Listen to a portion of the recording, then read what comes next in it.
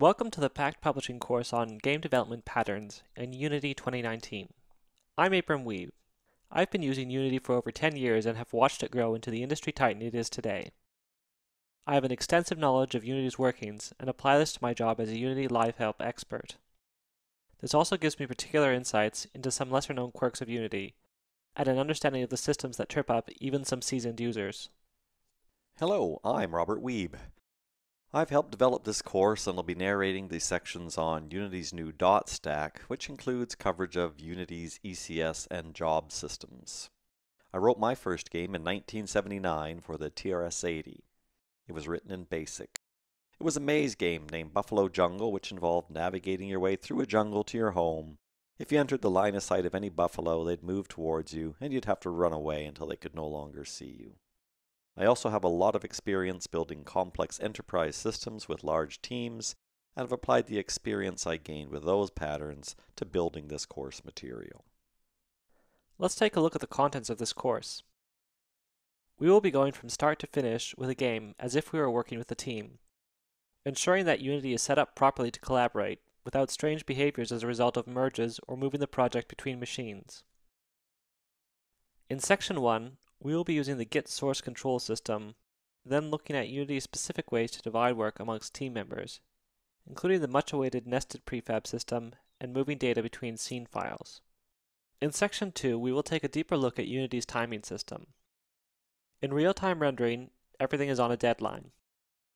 Unity does some clever tricks to try and meet the deadlines, but this means you have to carefully program to ensure your game doesn't begin to deviate, as Unity's warped concept of time drives your game.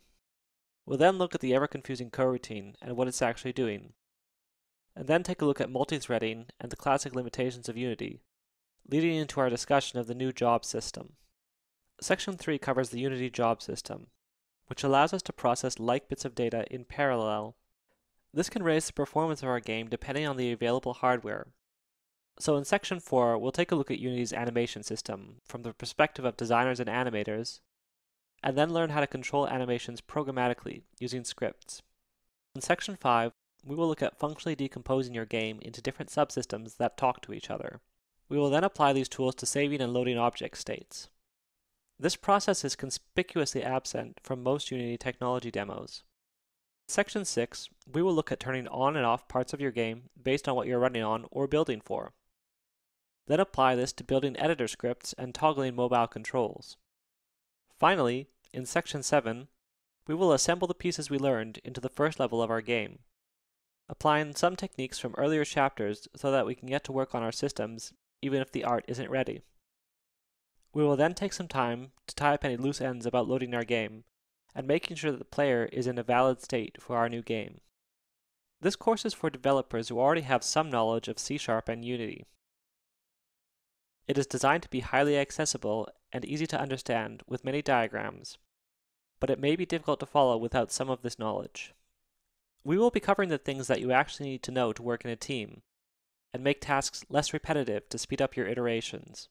We will cover working with your artists and deploying cross-platform. We will also look at making systems that are flexible enough that designers can implement behavior without needing a brand new script made by the programmers every time.